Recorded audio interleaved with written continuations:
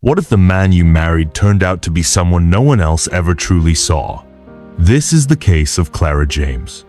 When Clara James walked into her wedding reception holding hands with Adam Rivers, the entire ballroom lit up not because of the fairy lights strung from the chandeliers, but because Adam was that man, the charming, chiseled Ivy League lawyer who could make strangers laugh in elevators and turn heads in every room. People whispered, "She's so lucky," and maybe she believed it too. At first, they had met on a rainy Tuesday in a cramped coffee shop in downtown Boston. Clara, soaked from the downpour and late to a job interview, had cursed under her breath when her umbrella broke. Adam, all smiles and pressed in his navy coat, had offered his instead. It was such a small thing, but that umbrella might as well have been a keyone that opened the door to a life she thought was built on fate. Their whirlwind romance seemed too perfect. Roses delivered to her office, handwritten letters left on her windshield, candlelit dinners in hidden rooftop spots. Adam was attentive, unpredictable in all the right ways, and just a little possessive in a way that made Clara feel wanted, needed. He'd get jealous if other men looked at her. At the time, she mistook it for passion. The night before the wedding, Clara's sister, June, took her aside. "Don't you think he's intense?" she asked cautiously. Clara laughed it off. "That's love. It's just how he is." It didn't take long 2 months into their marriage for the first crack to show. Not a slap, not yet. Just silence. Cold and sharp like ice, after she spoke to a male co-worker too long at a company dinner. That night, Adam stared at her without blinking for what felt like minutes. Then, smiling eerily, he said, "You like when men look at you, don't you?" The chill in his voice made her skin crawl, though he never raised it. Not that time. People still complimented them, said they were the perfect couple. But every day after that, Clara would wake up and wonder, who did I marry? And the worst part, Wash had no idea what was still to come. Clara became a master of performance. Her smile, once effortless, now felt like a carefully crafted mask stretched across her face when she walked into rooms, stiff in family photos, perfectly curved during brunch with friends. Adam made sure of it. After that night at the company dinner, things shifted, subtly at first. He started choosing her clothes. "That dress is too revealing. You look cheap in red. Wear something softer, like a good wife should." It didn't sound like rage. It sounded like concern. He always said it like he was protecting her. Then came the rules. Don't leave the house without telling him. No male contacts in her phone. Location services on just in case something happened to her. And when she pushed back, his eyes would darken, the charm would drain from his voice, and something colder, heavier would take its place. "You owe me respect, Clara," he said one night, his hands gripping the edge of the kitchen counter so hard she thought it would crack. "I gave you everything. I made you mine." She told herself it was just stress, that it would pass, that Adam had a hard childhood, that he just needed time. Excuses became her lullaby. But then came the first time he shoved her. It was over something so small Clara had forgotten to pick up his dry cleaning. She apologized, explained she'd had a migraine, but before she could finish, he snapped. His hands, which once cradled her face so gently, were now pushing her backward hard. She stumbled into the doorframe, the wind knocked from her lungs. "I'm sorry," he said later, kissing her forehead like it never happened. I get scared when you don't listen. You make me feel like I don't matter." And Clara, broken and still in love with the man she thought he was, whispered, "It's okay." Because if she didn't say it was okay, who would protect her? That week, she told her mother she had walked into a cabinet. She told her co-worker she had a cold and couldn't make the staff meeting. She told herself it was a one-time thing. But deep down, a part of her had stopped believing her own lies. And still, every morning, Clara stood in front of the mirror, practicing her smile. Because soon someone was going to ask, "Are you happy?" And she didn't know how to answer. Adam was meticulous, never reckless. His cruelty was strategic, like a chess player moving pieces 3 steps ahead. When Clara flinched at his touch one morning, he smiled and said, "You're too sensitive." When she wept silently in the shower, he knocked once on the door and said, "Hurry up. You take too long. What do you even do in there?" She learned to move through the world quietly, like a ghost. She said yes to everything. Yes, she was fine. Yes, they were happy. Yes, Adam was a good man. But inside, her spirit was folding in on itself, day by day. There were good days, of course. That's what made it so confusing. He would surprise her with flowers at work, book a weekend away, whisper promises into her hair while she slept. And she'd think, maybe I overreacted. Maybe I'm just too emotional. But the flowers always wilted. The trips ended with silence or shame. The promises were just new ways to keep her hoping. Then came the night Clara found the password to his second phone. She hadn't planned to. He left it in the kitchen charging, and she recognized the 4 digits the day they met. Inside were dozens of messages, flirty, explicit, cruel, from women she'd never seen. Some he called baby, others whore. One even thanked him for getting rid of the clingy wife last week. Her fingers trembled as she closed the phone. Her heart pounded so loud she thought the neighbors could hear it. But instead of confrontation, instead of screaming or crying, Clara went to bed, silent, motionless. And the next morning, she made him coffee. Because survival sometimes means silence. But something cracked open inside her that day, not with rage, not with revenge, with clarity.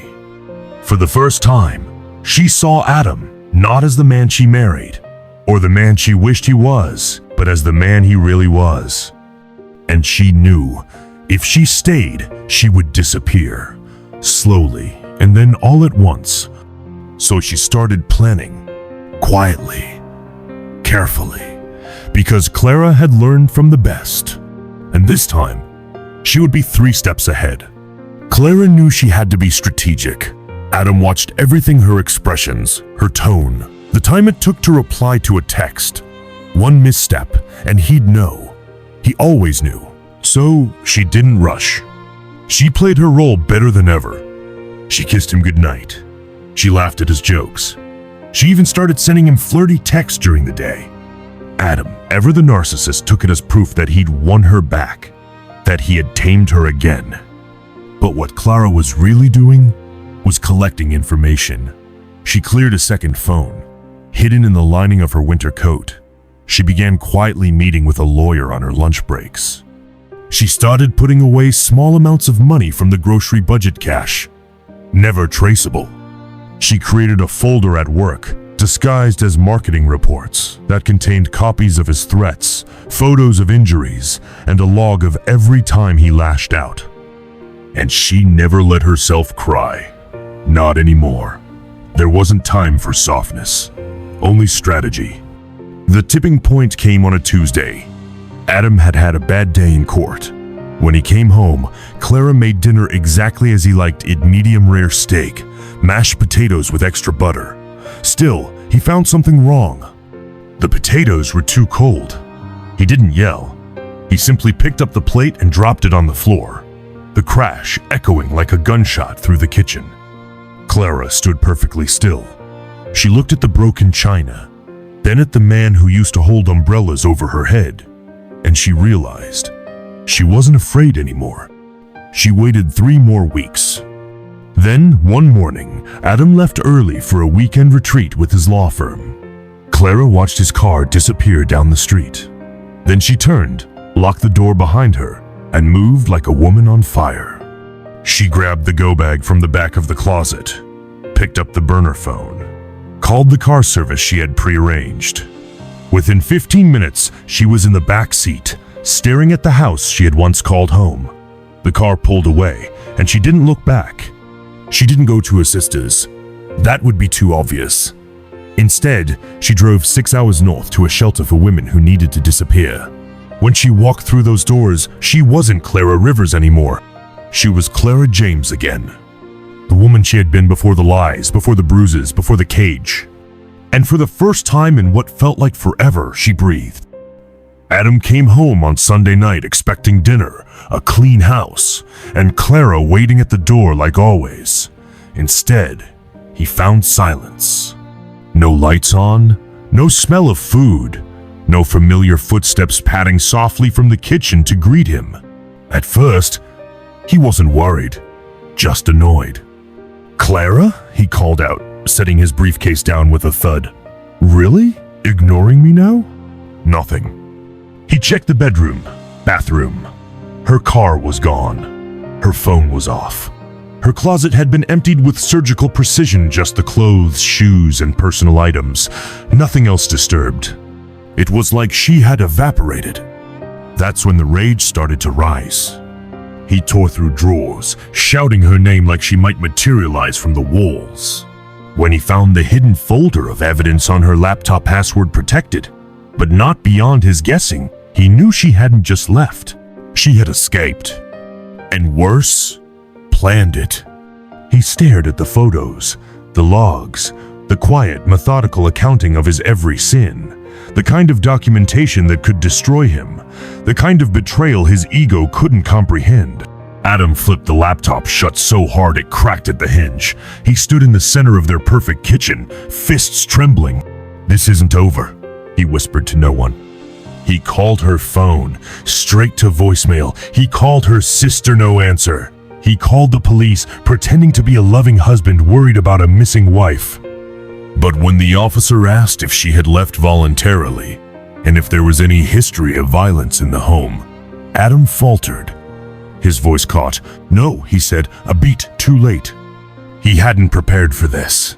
He had spent years building a version of himself that no one would ever suspect. The perfect husband, the generous donor, the powerful lawyer. But Clara had prepared. She knew what he would do next. The threats, the hunt, the charm offensive. He would try to find her, twist the story, cry on camera if he had to. But Clara had already handed everything over to a lawyer, to the shelter, to the right people who believed her before the headlines ever hit. She was no longer alone. Adam Rivers may have controlled her once, but she had turned him into something far more dangerous than a beast in a house. She made him visible, and visibility was the one thing he could never survive. Clara woke up to the sound of birds. Not yelling, not footsteps, not doors slamming or glasses shattering. Just birds ordinary, beautiful, alive. She lay in the small twin bed at the women's shelter, staring at the sunlight spilling through the lace curtains, and for the first time in a long time, she didn't reach for her phone to check if she had a message from him. He didn't have her number anymore. She was safe, not completely, not forever, but for now, and that was something. The shelter was modest shed bathrooms, donated clothes, plain cereal in a plastic bin butt. It was the most luxurious place Clara had ever been, because no one watched her, no one raised their voice, no one made her feel small. She was surrounded by other women with different faces, different stories, but the same haunted eyes, and slowly they began to look at one another with something that resembled trust. A counselor named Leah sat with her that morning, sipping weak coffee from a chipped mug. She didn't ask for Clara's whole story. She just said, "You don't have to tell me everything today, but if you want to say your name out loud, you can." Clara stared at the floor for a long time. Then she whispered, "Clara James." It didn't feel real at first, like trying on someone else's coat, but it fit. Each day she peeled away layers.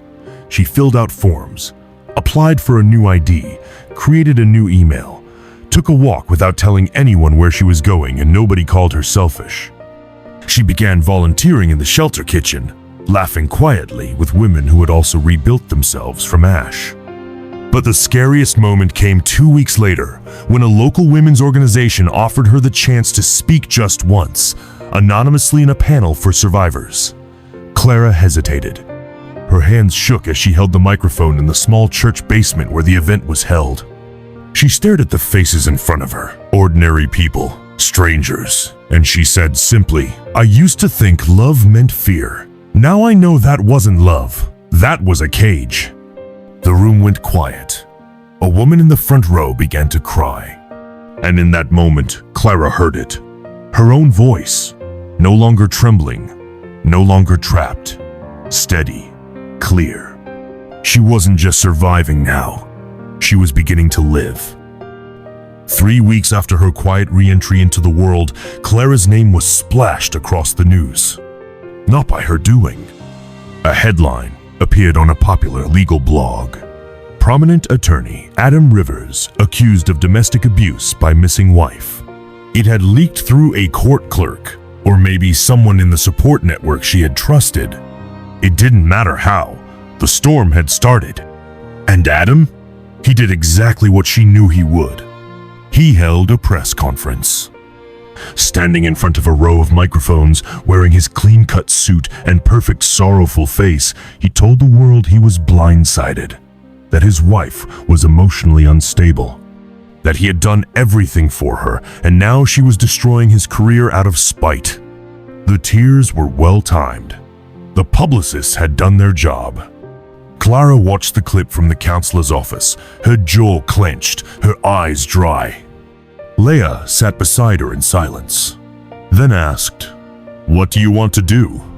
Clara had been thinking about that for days. She had escaped. She could disappear again. Change her name, move across the country, start over where no one knew Adam Rivers or the woman who once stood behind him like a shadow. But something inside her had changed. Freedom had given her a voice. But truth might give her power. And she wasn't afraid of him anymore. "I want to speak," she said, her voice low but certain. "I want people to know the real story." That afternoon, she made the call to the journalist who had covered the original leak. The woman had a reputation for listening to survivors, not just headlines. Clara met her 2 days later, not in a courtroom or a studio, but in a quiet park, beneath a canopy of trees. No makeup, no performance, just facts, dates, photos, medical records. The pattern, the fear, the slow unraveling of a woman until there was almost nothing left of her.